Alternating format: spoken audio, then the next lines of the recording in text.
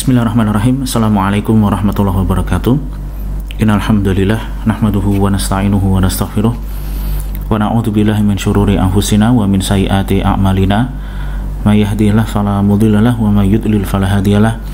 Asyhadu an la ilaha illallah wahdahu la syarikalah wa asyhadu anna Muhammadan abduhu wa rasuluhu amma ba'du. Tab ikhwatal Islam, a'azani Allah wa iyyakum. Sekarang kita akan melanjutkan pelajaran kita, yaitu pelajaran membaca kitab. Sebelumnya kita sudah membahas beberapa teknis kecil untuk persiapan kita sebelum masuk ke pelajaran inti membaca kitab. Silakan diingat-ingat kembali apa tipsnya kemarin. Nah, sekarang kita akan memasuki bagian muqaddimah ya. Nanti muqaddimah itu akan ada beberapa atau banyak video ya, karena kita tidak mungkin langsung sekaligus membahas muqaddimahnya dalam satu pertemuan ya, satu kali penjelasan, karena meskipun cuman ada satu halaman lebih sedikit ya, itu kalau kita sebagai pemula cukup susah untuk menganalisis maknanya, jabatannya, kemudian merangkainya menjadi sebuah jumlah, menentukan bentuk akhirnya seperti apa. Karena kembali lagi kita harus mencari kata, itu saja bagi pemula sulit ya. Harus bolak-balik kamus, harus mikir juga, karena kata itu tidak bisa semudah dicari di kamus seperti menggunakan kamus bahasa Inggris ya. Tapi di sini kita harus menganalisis satu persatu maknanya apa. Meskipun kita menggunakan kamus kamus aplikasi juga tetap saja susah, dan justru malah kalau menurut pengalaman yang ada selama ini malah kurang membekas kalau mencari kata untuk pemula itu langsung menggunakan kamus aplikasi, karena langsung ketemu, jadi tantangannya kurang, dapatnya dari mana juga tidak tahu. Kemudian dia harus mikir, menganalisis jabatannya apa, kemudian juga harus membolak-balik kembali materi-materi yang telah lalu, bisa jadi sudah lupa, harus murojaah ulang ya, seperti itu untuk pemula. Jadi waktunya tuh harus semakin banyak banyak dihabiskan untuk buka kamus, buka materi yang lalu dan lain sebagainya. Makanya untuk satu hari saja bisa menyelesaikan satu jumlah saja udah bagus. Maka dari itu nanti mohon bersabar ya, karena videonya akan kita bagi, mungkin ada banyak video, dan di awal-awal nanti kita akan menjelaskan secara pelan-pelan saja. Nanti insya Allah seiring dengan berjalannya waktu akan lebih cepat bagi kita untuk membaca Arab gundul. Taib ya, muqaddimah ini seri pertama kita hanya membahas i'rab basmalah saja ya, bismillahirrahmanirrahim saja ya, belum masuk ke apa yang beliau sampaikan. Taib, kita akan membahas i'rab bismillahirrahmanirrahim. Nah, nanti sebagaimana tips yang telah lalu, nanti kita harus bisa memecah kata demi kata ya. Ini ada berapa kalimah atau kata di sini, ada bi, ada ismi, ada lafdzul jalalah Allah, ada ar-Rahman, ada ar-Rahim ya. Jadi total ada 5. Tapi kita mulai di sini dari yang pertama, yaitu bi. Bi itu huruf ba ya, adalah huruf jar. Ingat ya, huruf jar apa saja? Min, ila, an, ala, fi, ruba, ba, kaf, lam, kemudian ditambah dengan huruf qasam ya. Waw, ta, ba ya, ada huruf ba qasam, ini ada juga huruf jar biasa bi, dan dia mabni di atas kasroh ya. Nah, ini huruf ba, dan sebagai catatan tambahan saja, huruf ba ini berfungsi untuk isti'anah, meminta pertolongan. Kemudian kata yang kedua apa? Ismi ya. Ismi itu majrur dengan sebab huruf jar, jarnya bi, kemudian memasuki isim ismi, maka isminya majrur, dan tanda majrurnya dengan kasroh ya, dengan kasroh. Kenapa kok tidak bismin ya, di fathah tanwin, di kasroh tanwin? Di sini tidak di kasroh tanwin karena dia sebagai mudhof ya. Dia sebagai apa? Sebagai mudhof. Mudhof dari siapa? Mudhof dari lafdzul jalalah Allah. Ya, ingat mudhof itu kan dua kata atau lebih dijadikan satu. Salah satu fungsinya adalah menunjukkan makna kepemilikan. Ini namanya Allah, ini mudhof ilaih namanya. Nah, yang depan namanya mudhof. Makanya mudhof itu syaratnya apa kemarin? Tidak boleh ada al, tidak boleh ditanwin, ya. Taib, ya, moga-moga dapat dipahami di sini, ya. Bismi, ya. Di sini ada catatan bahwa penulisan aslinya itu adalah ismun itu seperti ini, ada hamzah di depan. Ini bukan alif, ya, hamzah. Ingat apa bedanya kemarin alif dengan hamzah? Alif itu cuman menerima harokat sukun dan artinya dia hanya huruf mat untuk panjang doang. Kalau hamzah itu bisa diharokati, ya, bisa dibaca a, i, u. Boleh juga disukun. Ini aslinya isim seperti ini, namanya hamzah wasol. Meskipun penulisannya kayak alif, tapi sebetulnya hamzah. Karena hamzah itu cukup banyak bentuk penulisannya, ya, bisa ditulis seperti alif, boleh pula alif dan ditambahkan hamzah di atas maupun di bawah, bisa jadi di atas ditulis di atas ya, boleh jadi ditulis di atas wow. Ini ada aturannya sendiri. Nah, khusus dalam basmalah ini penulisan isim itu alifnya dibuang. Afwan, ya, hamzah wasolnya dibuang, bukan alif. Karena dari beberapa referensi yang saya baca itu sudah cukup dengan huruf jar bi untuk isti'anah, ya. Kurang lebih seperti itu. Tapi ini hanya pada kasus basmalah saja. Kalau dengan yang lain, ya, tetap ditulis. Isim kan artinya nama, ya. Tapi kemudian berikutnya adalah lafdzul jalalah Allah. Lafdzul jalalah Allah. Ingat, kalau kita mengi'rab lafdzul jalalah Allah, jangan dibilang Allah, ini lafadznya yang kita i'rab, ya.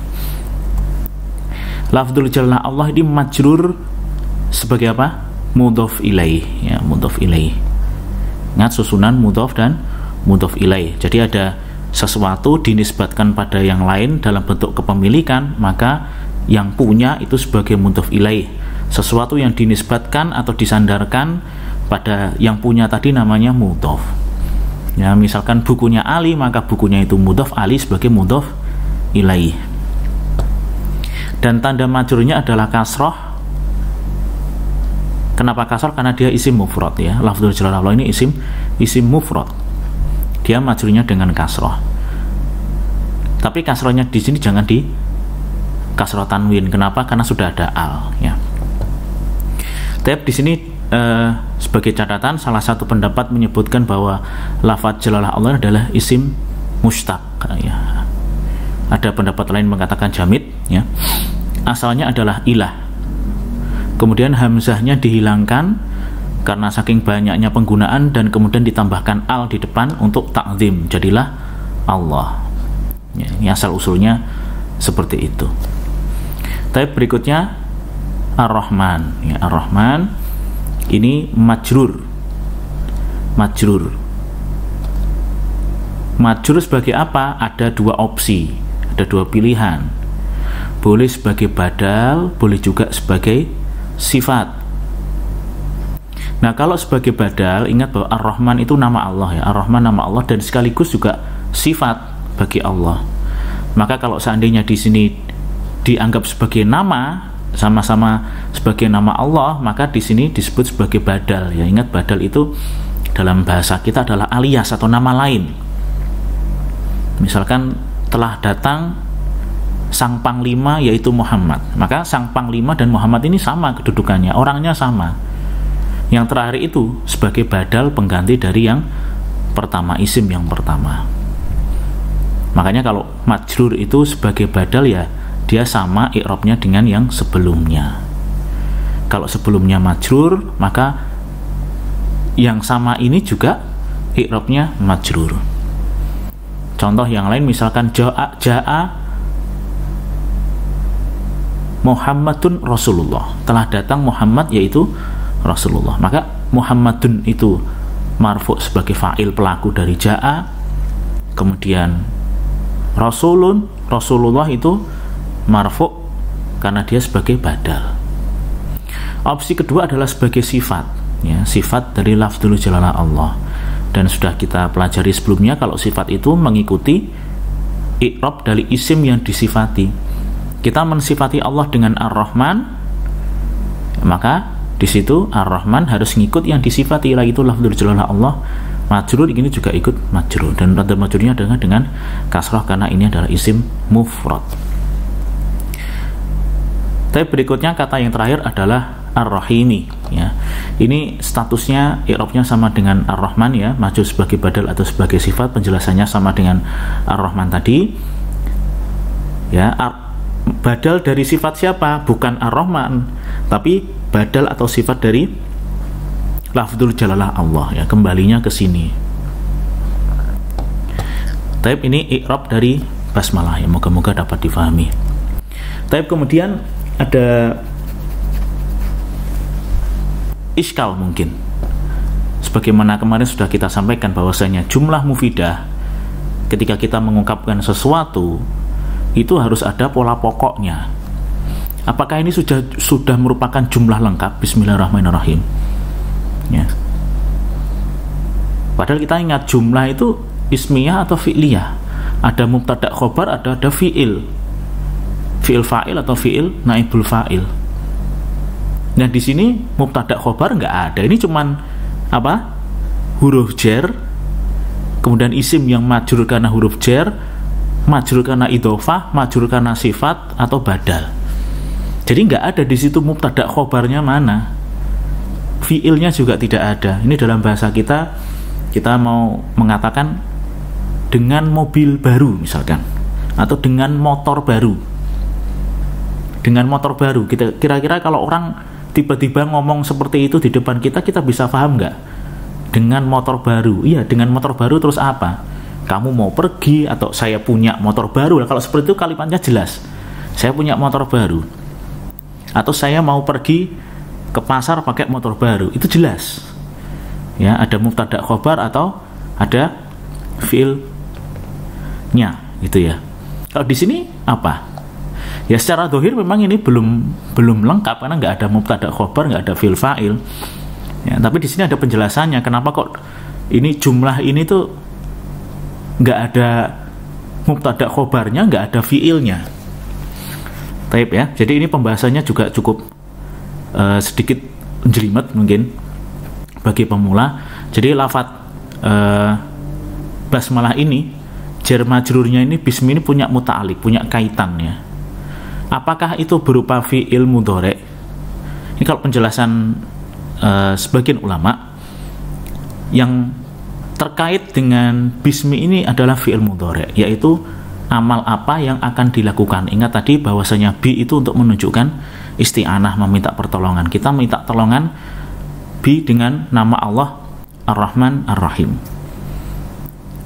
Nah, jumlah yang lengkap harusnya kan kita mau apa gitu dengan Bismillahirrahmanirrahim. Minta pertolongan dengan nama Allah itu mau apa? Ya, maka di situ takdirnya sesuai dengan amal perbuatan yang dilakukan.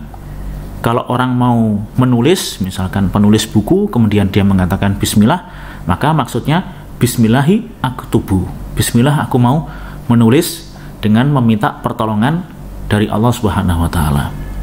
Atau kalau kita sebagai pembaca, kita mengucapkan bismillah, ya, bismillahi aqra'u, aku mau membaca dengan meminta pertolongan kepada Allah.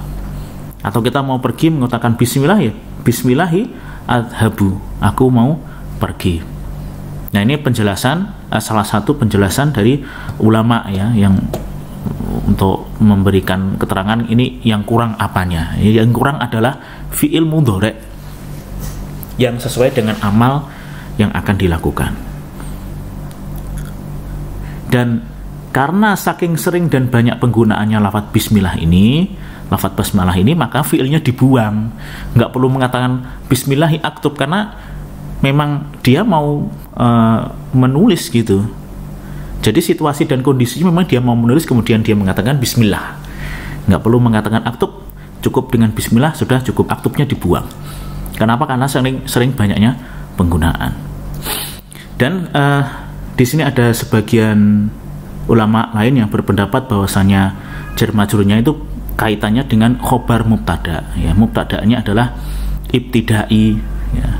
ibtidai bismillahirrahmanirrahim. Permulaanku adalah bismillahirrahmanirrahim. Jadi sebelum aku memulai ibtidai, aku memulai atau permulaanku adalah dengan bismillahirrahmanirrahim. Itu maksud dari muta'alik dengan khobar mubtada, ya, terkait dengan khobar ini, atau gampangannya dianggap sebagai khobar, ya, ini sibul jumlah, ya, jar majrur, mubtadanya adalah ibtidai bismillahirrahmanirrahim. Kemudian karena sering digunakan, ibtidainya dibuang dan cukup mengatakan bismillahirrahmanirrahim. Taib, ini sedikit tambahan, moga-moga bermanfaat. Taib, insyaallah kan kita lanjutkan pada video-video berikutnya, kita potong-potong biar tidak terlalu panjang. Subhanakallahumma wa bihamdika asyhadu an la ilaha illa anta astaghfiruka wa atubu ilaik. Assalamualaikum warahmatullahi wabarakatuh.